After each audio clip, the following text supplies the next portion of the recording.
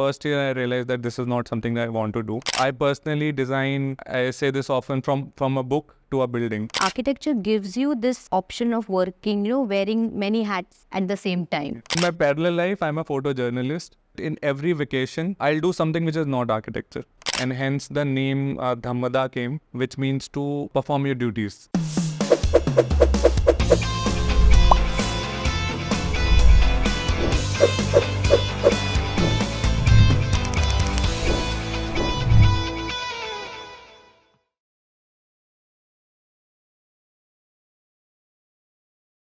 Hello everyone, welcome again on Copperpod, and this time in Rubaru with Rupali, we are having architect Nipun Prabhakar, a personality who is wearing many hats, loves photography, is an architect. He is an alumni of SPA Bhopal, and he's going to share with us his story, his journey of his entire process of how, as an architect, he chose a very different field of photojournalism along with doing his projects and following his architectural practice. We are here to meet him and understand how his passion in collaborative architecture has been bloomed because of the profession of architecture, which made him a really holistic person. Let's meet Nipun Prabhakar. Hello everyone, we are here with architect Nipun Prabhakar. A very, very wonderful person, a very soft-spoken and humble person whom I have come across with. And I know you all are eagerly waiting to know how his journey has begun. So we welcome him here. Hi Nipun, thank you for being here on Copperpod. I was really looking forward to catch hold of you कि कितने जल्दी हो सकता है और हम आपका interview ले लें, because I'm sure these young students and aspiring architects will definitely gain immensely from your journey. So, Nipun, how did you get into architecture is the first question. And I want you to tell the audience here that what are you doing as a profession being an architect? Okay. Well, thank you for inviting me. So, how I came into architecture, I was always interested in drawing, in art, which is probably one of the main journeys of all architecture students. Yes. But I was also very much interested in, science and how things work. Okay, the curiosity. Curiosity was always there. And also the act of creation, so I always wanted to make things with my hand, create things, play with stones in the beginning, and then, make other stuff. Yeah. Sometimes I found things online and, some DIY kind of thing in my school. And then, this was the natural path. Right. So anybody in the family, any architect in the family? Nobody in the family. Okay. And, but still, I also enrolled myself in FITGI, for engineering. Okay, yeah. And, after my first, it was a 2-year program. After my first year, I realized that this is not something that I want to do. Okay. And the second year I used, because it was a weekend kind of course and class. So all the weekends in the second year, I used to go out and explore Delhi. Okay. Miss my classes and go out and explore. And that made me realize that I really, want to explore different cultures, different communities. And architecture was one of the best ways to do that. Exactly. Yes. So you are from which university? Where have you done your graduation from? So I did my graduation from SPA Bhopal, School of Planning and Architecture Bhopal.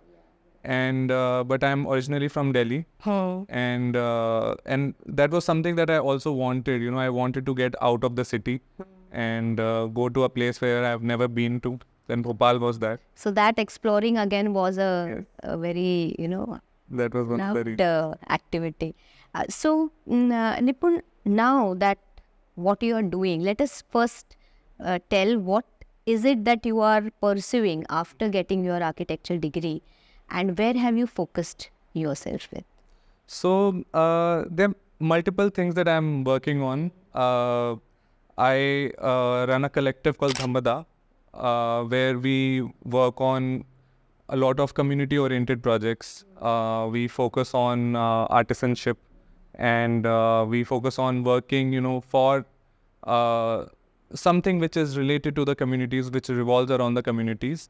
And even if we are not working directly with the communities, we try to involve artisans who work with their hands into the projects that we work on.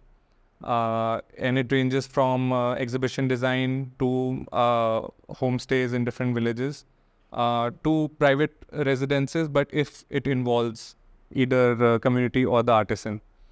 So that is one thing. I personally design, I say this often, from a book to a building. Oh, lovely. That is so well said. Yeah. And then in my parallel life, I'm a photojournalist, where I work on issues related to built environment, but also beyond that. Yeah. And I document stories of people, stories of communities, things which need to be said right now, and through writing and photography. And yeah, so that is the other parallel life that I live. Wonderful. I must appreciate you, Nipun, because these few architects who have tried to revolve their work around the passion that they have, after realizing it. And as you rightly said, that architecture gives you this option of working, wearing many hats at the same time, and I would like to ask you where you felt that you should work for the community, you should take it up. How did you evolve in that thought process? Because 5 years is a rigorous learning process where students have to be hardcore designers and work in offices, or they look up at, role models who have been designing huge, iconic so-called buildings. But what you have found, the path that you chose, is something which is very close to your heart, very compassionate, very empathetical, and I think that is what the architect's work actually has to speak of. So how did you get this consciousness? So I was always inclined towards working in small towns rather than in big places. But I think the major breakthrough was when I went for an internship in Hunarshala Foundation. Okay. So this internship was during your 4th year? It was during my 4th year. Wonderful. Before that, I had interned in Hindustan Times as a photojournalist in my 2nd year. And I just wanted to explore and, understand how we make stories out of photos. Lovely. But that really pushed me to go between the people. Right. So here I think we all must understand that Nipun, after his college academics, also was thinking beyond of exploring. This is very important because I know architecture students are really stressed with the workload, but still somewhere, whatever opportunity you get, that small, 15 days, 20 days, 1 month, wherever they can go and work with architects, I think that is the best way to really find out your passion. Yes. Even for, one of the things that I really decided in my first year of college was that in every vacation, I'll do something which is not architecture. Oh, amazing. So, first year was an internship in Hindustan Times as a photojournalist. 2nd year was learning to sculpt. 3rd year was just to travel. And you're talking of which year? This, what was the year when were you in the first? 2011. 2011, right? So I must say here that now the architecture education curriculum tries to bring in electives, and wherein we are trying to look at these allied projects that can be embedded. But I think during that time it was hardcore technical and design subjects, and that time to think of that, how can you blend your hobby with architecture and make it your passionate work? It is amazing. I mean, you are really, this profoundness is seen at this younger age where you try to find out, and that is why where you are right now. Amazing. Yeah, please go on. So then? So, I think just to get back to what you were saying, in some ways it helped me that there were no electives of that sort. Because then I was so passionate about, doing it by myself and learning everything by myself. Yeah, and what do you want to do? What I really wanted to do. And I also came to realize that all of these things, they are the same thing. The principles in architecture that we study are the same principles in photography. Things of rhythm, harmony, repetition. And the same thing is in art. So what this education does to us is also introduce us to the whole universe of creating things. So that act of creation, once you are into it, can be applied to any field and any profession. Right. So that is something that really helped me. So after Hunashala, was your first that yes, being an architect, I can look at, helping communities and artisans and see of what the value of our heritage is. Exactly. There's some really lot of things which were also, a process of unlearning in my internship. Of course. Yes. Like one of the biggest thing was this whole architect's ego that we are taught about. Oh, how well said. Yes. In colleges. That is why I put this iconic into, the inverted commas, because it is so wrong when we say we are designing an iconic building. I mean, you can't look at a building as a standalone object. It is to be for the society. It has to be for the people around it. It has to extend itself beyond its site and boundaries. Yes, exactly. Even we are given, examples of architects first architects who were, so particular about their structure that they used to screw the furniture also to the floor. Ah, yes. And we used to celebrate that, or at least think like that. And when I went to the ground in Hunashala, I was sent to Muzaffarnagar near Delhi. And in 2013, riots had happened there. So a lot of communities were displaced. Yeah. And I stayed there for 4 months. Oh. And I realized that, it's ultimately the people who are going to live there. And, and we should abide by what they want. Yeah. Play a role of an architect little differently than what we are taught. Exactly. This example which you gave, furniture screwed, there was one thought which went that the street furniture should be such that it should be used to sit and not let the people sleep on. But looking at our population here, I mean, there are people who are on streets, and somewhere if that furniture doesn't help them to, use it in a multiple way, then whom are we building for? Exactly. And constructing for. Yes. So after your internship then? After my internship, there was something which had changed, and I came back, and fortunately, it was the thesis time, where probably for the first time, you are able to select your own topic, you're able to select your own direction. And so I chose something that I really wanted to study earlier, but couldn't, which was on Gandhi and his thoughts and ideas. Oh, wow. So I decided to study that and then translate his ideas into architecture by taking an example of coming back to Muzaffarnagar and rethinking that how would I have designed it. For those communities, you mean? For those displaced communities? Oh my God, wonderful.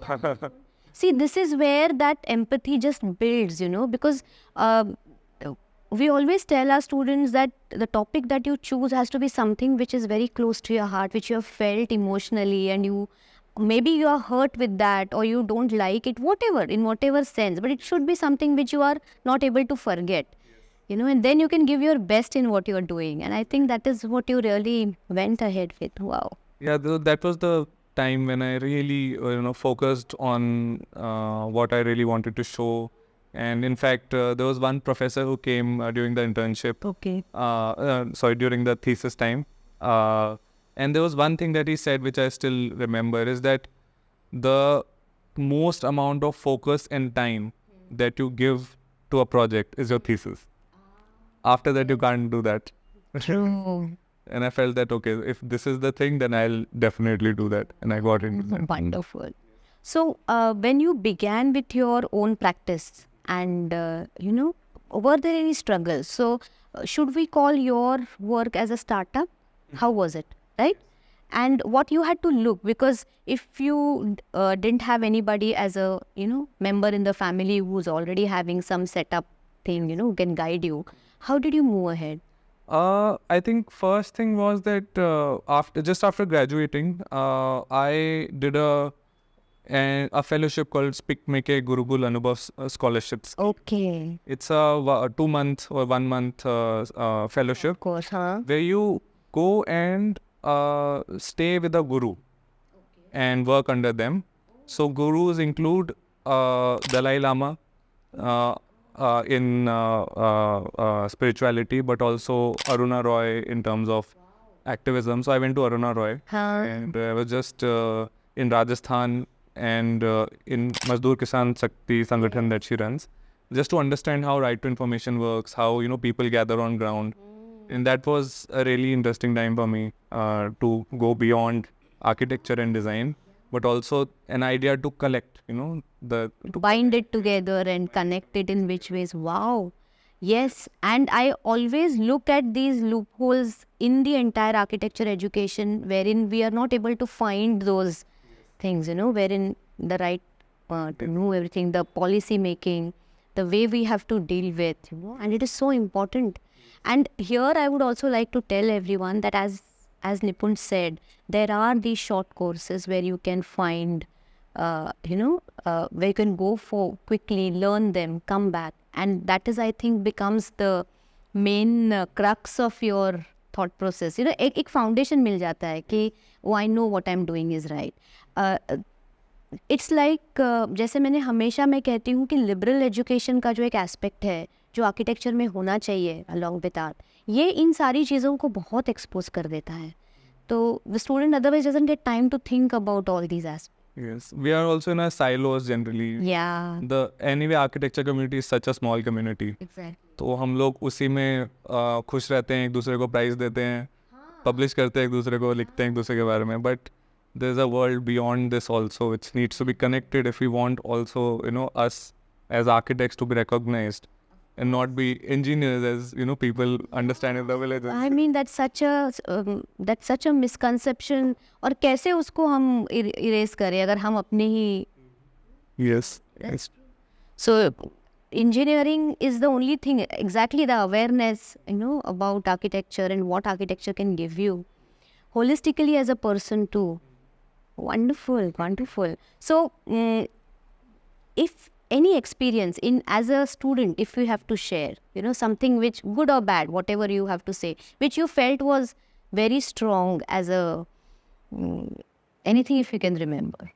As a student, I was always curious about cities. There was one time when I realized that when I noticed that, I started noticing that act of realizing that you have started noticing things around. Observation skills. Yeah. So that was something which really helped me in terms of understanding spaces, understanding streets and people. Yeah. I was also very much into competitions. Okay. Yeah. Good. Yeah. So somewhere, I would like to, along with academics, along with academics, because academics give you a set path, which is also important. But then these competitions were something where you can go, beyond plans elevation sections and something quick in that short time span. You have to come up with ideas, and somewhere there is less connection with faculty. It's more of with students, maybe senior, junior together, or that competitions definitely. And then that was a process was developed, which I still follow now. Which is, if there's something that we're researching on, something that we're curious about, then you approach all the best people in that field and take their opinions. And this is the same thing we practice in our collective, which is Dhammada. Yeah, tell us something about that. So just to give a recap, so after that fellowship, I went back to Hunarshala, and this time I was sent to Nepal for 2 years. We were rebuilding a monastery which was destroyed by the earthquake. And working with other local community partners. And then I came back and I realized that, there has to be something which is more like a horizontal framework, like a collective, where different people can come in with different expertise and contribute to the community, contribute to the society. And hence the name Dhammada came, which means to perform your duties, apna dham ada karna. Oh, lovely. So what was your age that time? I was 26. My goodness. I mean, I don't have anything else to say, because all his process of going to exploring oneself in these different wherever possible options. By the time he reached 26 years, Dhammada was already there. And he knew that he had to put in his heart and soul in that, because that is what he had gathered from all the experiences that your journey gave you. Wonderful. I'm sure the kids, the students and the aspiring architects are going to be really, really inspired, because I myself at this age, when I feel that, my God, this is something which you should follow to, find your path, because it is through your day-to-day activities that you realize what is the best that you want to do. So now this community that you have formed, it is, how does it work? So it's a collective, so which means that there are different professionals and people who are interested from different backgrounds coming together. So there are some projects where we work together, like for example, I have a certain expertise, and then we have Nilesh, who is also a town planner, architect and a town planner. Then we have Simran, who's also a furniture designer, so she works in details. So, and then we have a constant flux of people coming in and going. For example, right now we have Udi from Indonesia, and she is living in Bhopal for next 6 months as a part of her internship. And she brings something totally different. Yeah, absolutely. So this collective works depending on the projects that you get. How it goes? Yeah, so it depends on the kind of projects that we are getting, but also the kind of projects we want to work on. So important. Yeah. Yes, with we have Sarth with us. Sarth is a long-time friend of mine, but also a interaction designer now. Okay. So we decided that we'll work with Sarth's expertise. Interaction designer is a new term for me. I mean, what does? Yeah, so UI UX design. Okay. Yeah. Perfect. Humans interact with. Perfect. Yeah, so Sarth is studying in Texas. I think he just finished his second master's. Oh my God! Oh, lovely. So we thought that because we have been working on ground in Madhya Pradesh since some time, why don't we find or solve certain issues on ground using a combination of different expertise that we have. So we started visiting different masons and different contractors on ground in villages, understanding what their issues are and how can we solve them using tech, because now everybody has Yeah. So we worked on a platform like an app which is useful for the masons, for the supervisors. So we went and we interviewed them and we understood, what are the issues that they're facing. So there are a lot of things like direction, like Pythagoras theorem, that they have to, Use well. Yeah. To make it easier. Yeah. but also arranging bills. So these are the kind of things we got to know, and Sart took it up as his master's thesis. Oh. And we are collaborating with other professors who have an expertise in UX design. So this is just an example of kind of collaborations that can come up One type of collaboration that can come up. when we go beyond just designing spaces. How do you financially look at it? How do you support your entire work and team? Because this is a very challenging phase for architecture. We in India don't have that many sponsorships or some sort of grants. That there is a lot of process and there's a lot of. But if you can just highlight on certain things that how you took it ahead, I think it will be really helpful. I think that is the most difficult challenge to finance. But the overall, I think, idea where we run is that when you are really passionate about something, it's very attractive. People get attracted to somebody who's passionate, and then they offer all their resources. So this happened to me also. Great. All the self-initiated projects found people who were supporting or organizations or like institutions who were supporting that project. So that is one thing. And then once they get to know that if this is a kind of work, then the first thing that they remember is you or your firm or your collective. Then the project starts coming in. So initially it was a lot of pitching to the institutions or people who were giving grants. It was also about collaborations. So for example, we are still collaborating with Hunarshala, which is really helping us establish But we are also collaborating with for example, if you are doing a project in some other city or in, let's say in Rajasthan or Maharashtra, then we collaborate with different communities, different organizations there. So that exchange is really helpful. Good, yeah. And that is how, as you rightly said, once the people see your passion, वो जैसे कारवा बनते जाता है ना, बिल्कुल वैसा. Wow. Any last message that you have to give to the aspiring architect?